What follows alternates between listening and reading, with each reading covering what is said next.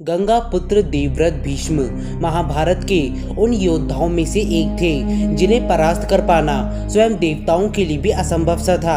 उन्हीं के कारण आर्यवर्त का कोई भी राजा हस्तिनापुर की ओर तिरछी आंख से भी नहीं देखता था।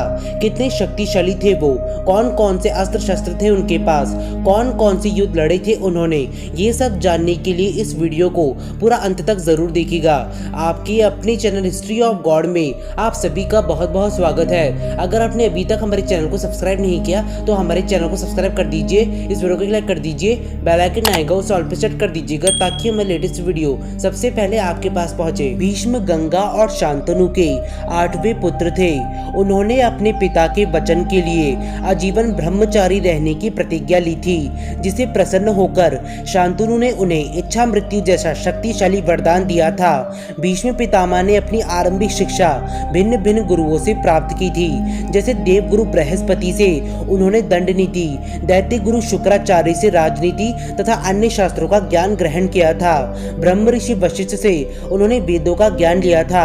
ऋषि शैवन से उन्हें आयुर्वेद तथा अन्य शास्त्रों का ज्ञान मिला था। सनत कुमार से उन्होंने मानसिक और आध्यात्मिक विज्ञान सीखा था, जिसे आन्वीक्षिकी भी कहते हैं। और अंत में उन्होंने भगवान परशुराम जी से अस्त्र शस्त्र विद्या, युद्ध कला तथा धनुर्विद्या का संपूर्ण ज्ञान अर्जित किया था। चलिए अब बात करते हैं कि उन्होंने कौन कौन से युद्ध लड़े थे। काशी राज की तीनों पुत्रियों के स्वयंवर के बारे में जब भीष्म को पता चला तब भीष्म बिना किसी सेना के काशी पहुंच गए थे। वहां उन्होंने समस्त राजाओं से कहा कि मैं इन तीनों कन्याओं को अपने साथ लेकर जा रहा हूं, यदि किसी में साहस है तो वो मुझे रोक के दिखाए। तब वहां मौजूद समस्त राजाओं ने भीष्म को रोकने का प्रयास किया, किंतु वे सभी भीष्म के हाथों पराजित हो गए। यहाँ तक उस समय आर्यवर्त के किसी भी राजा के अंदर महामहिम भीष्म से युद्ध करने का साहस नहीं था।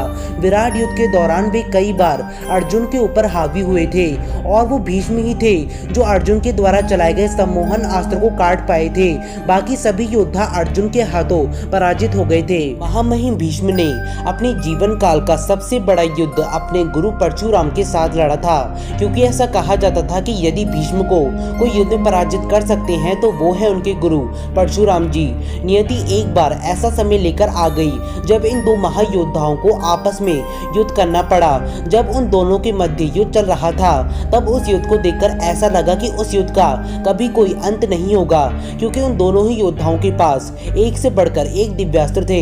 युद्ध के 22वें दिन में भीष्म ने प्रस्वापास्त्र का प्रयोग करके परशुराम जी को परास्त किया, परंतु महामहिम भीष्म को इस अस्त्र का ज्ञान हमेशा से नहीं था। बल्कि युद्ध के 21वें दिन की रात को महामहिम भीष्म ने अपने पूर्वजों से सहायता मांगी थी और तब उनके पूर्वजों ने उन्हें प्रस्वापास्त्र का ज्ञान दिया था। उस युद्ध में परशुराम जी ने स्वयं को पराजित माना था, क्योंकि परशुराम जी के पास प्रस्वापास्त्र की कोई भी काट नहीं थी। कुरुक्षेत्र युद्ध में भीष्म कौरवों के सेनापति थे। वे प्रतिदिन पांडवों की 10,000 से भी ज्यादा सेना का नाश अकेले करते थे। पांडव जानते थे कि भीष्म के रहते उनका युद्ध जीत पाना संभव नहीं है। इस बात से आप भीष्म की शक्ति का अनुमान लगा सकते हैं कि उनका वध करने के लिए स्वयं भगवान श्री कृष्ण को शस्त्र उठाने पड़े थे, परंतु अर्जुन की विनती पर श्री कृष्ण रुक गए थे। उन्होंने युद्ध में भीम, नकुल, सहदेव, युधिष्ठिर, अभिमन्यु, सात्यकी, धृष्टद्युम्न जैसे योद्धाओं को एक से अधिक बार परास्त किया था। बहुत प्रयास करने के बाद भी जब भीष्म पितामह का वध नहीं हो पा रहा था तब श्री कृष्ण के कहने पर श्रीखंडी अर्जुन के आगे आ गई थी। श्रीखंडी एक स्त्री थी और भीष्म पितामह कभी भी किसी स्त्री पर वार नहीं करेंगे, ये बात श्री कृष्ण को बहुत ही अच्छे से ज्ञात थी। जैसे ही श्रीखंडी अर्जुन के आगे आई वैसे ही भीष्म पितामह ने अपने अस्त्र त्याग दिए और तब अर्जुन ने अपने बाणों से भीष्म पितामह को बाणों की शैया पर लेटा दिया।